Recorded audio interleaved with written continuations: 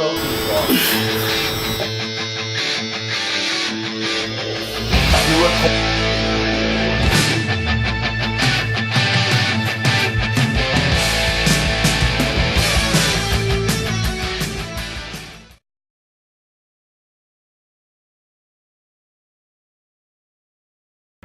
The one exercise that I'm asked about more than any other, of course, being a male, is the bench press.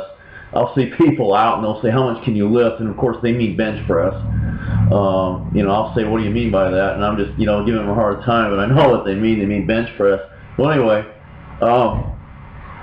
this is a complicated subject, and there's a lot of different training routines out there. Some work, some don't. And you've got to be very specific with your assistance work. And I want to go over some of these aspects of the bench press training. And I do want to point out, though, that there are people, as with any lift, that are endowed with physical attributes that give them an advantage.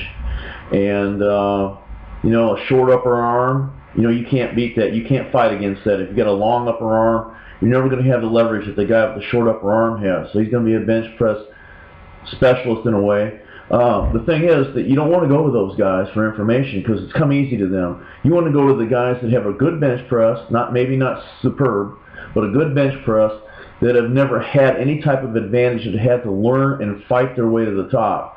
Those are the guys that have the information that can help you.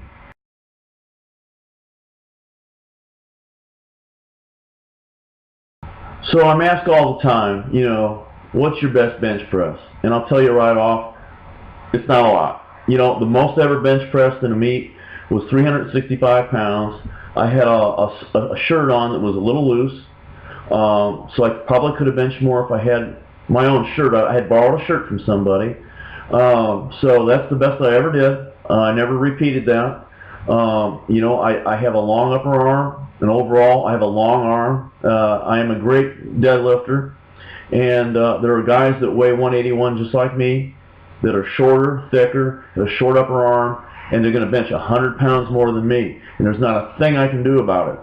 I just want you to know that. So don't compare yourself to other people.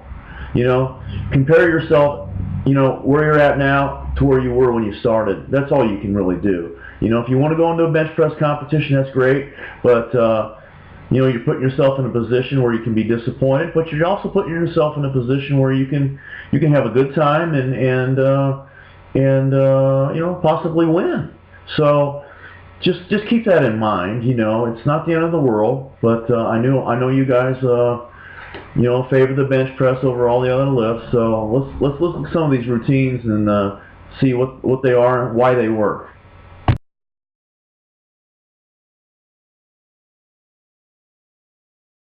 The routine we're going to discuss today is what I call the drug-free bench press routine. I've been using it for years, since I had my gym, and it works. It's proven to work. Generally get a 20-pound gain. You pretty much rely on that. So, this one's set for 310 pounds max at the end of the routine, and it's assuming that you can bench 290 right now with your feet flat on the floor, your butt down. So if you can truly bench 290 now, expect a 20-pound gain off this 10-week routine. It's going to be 9 weeks of work and a week's rest before a competition, or just a Saturday where you max out in the gym with the fellas. So it does work, and we'll go over that next. If we look at phase 1, week 1, Monday is the first day that we train. We take a single at 230 pounds. Another single at 225, and our work set is 215 for 8 reps. So then we go to Thursday. Thursday is more of just for form, not really strength building. We're going to drop it down to 210 for 8, which is our work set, 170 by 10. Again, that's for form. You're still building some strength, but mostly for form. Week 2, we're going to jump the weight to 245 for a single.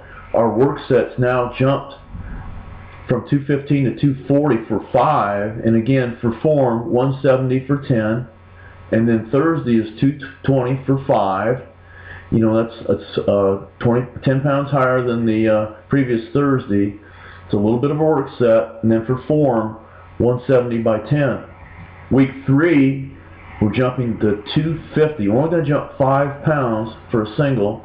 Our work set's 240 for 5 reps, same as last week.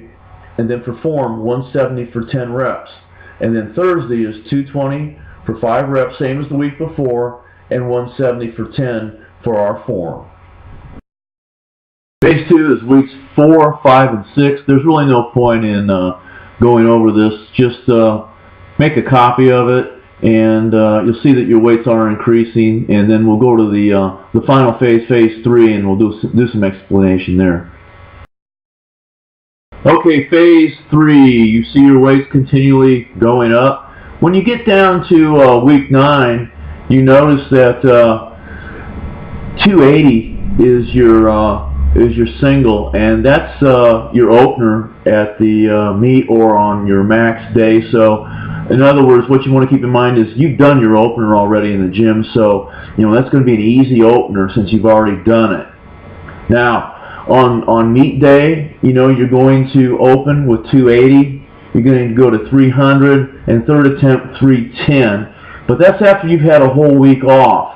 You lifted on a Thursday, you've taken the next week off, and then that Saturday is your competition or your max day.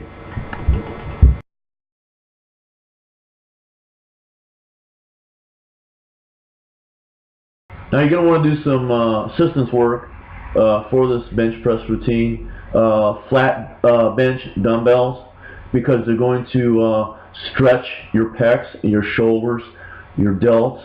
They're also going to have you in a position where you're starting much lower than you could with a straight bar, because a straight bar is going to be stopped by your chest, whereas a dumbbell isn't. It's going to stretch you lower, and you're going to be used to starting from a lower position. So when you go back to the straight bar, it's going to seem a lot easier. I would also do close grip bench presses for my triceps. It's a direct movement as opposed to cable work, which you can go ahead and do cable work afterwards. I would also do military presses for my front delts. You can do those fairly heavy, and I would also work do some dumbbell work for my side delts and my rear delts. You're going to want to do some lat pull downs and some rows, because you do use your lats in the initial phase of the bench press. So I won't have you do more than 3 or 4 sets of each, because part of the success that you're going to enjoy is going to be due to recovery. You want to stay recovered, so you're not going to be bodybuilding, okay? So try to keep that in mind. And this is only 2 days a week, so I do expect you to do a squat day and a deadlift day also, but just kind of keep this in mind.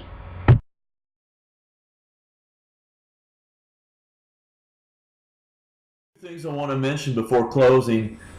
Now, it doesn't show it on the different phases that I had up on the screen here, but I expect you to do a warm-up with just the bar, and then 2 sets of 8 with 135, and maybe a set of 3 with 185 before you actually go into those workouts.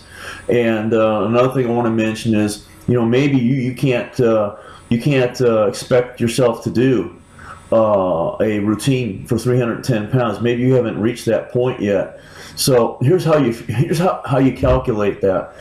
You take the routine I've given you for 310 pounds. You take the 310 and you divide whatever you think you can max out at. Say if you're at 230 now and you want a routine for 250, you take 250 divided by 310, and it's 0.806. Now you're going to have to multiply every weight in that routine by that 0.806, and then you'll have every weight for your routine so that you'll max out at 250. So anytime you want to design your own routine, you take the third attempt, the goal weight of that routine, and divide what you want as your goal for your routine by that number, and then that number that you come up with, point whatever it is, that's what you use to multiply. That's your multiplier for every set, the weight of every set in your routine. So, you know, I know this is going to work for everybody out there, so give it a chance, give it the full 10 weeks, and enjoy.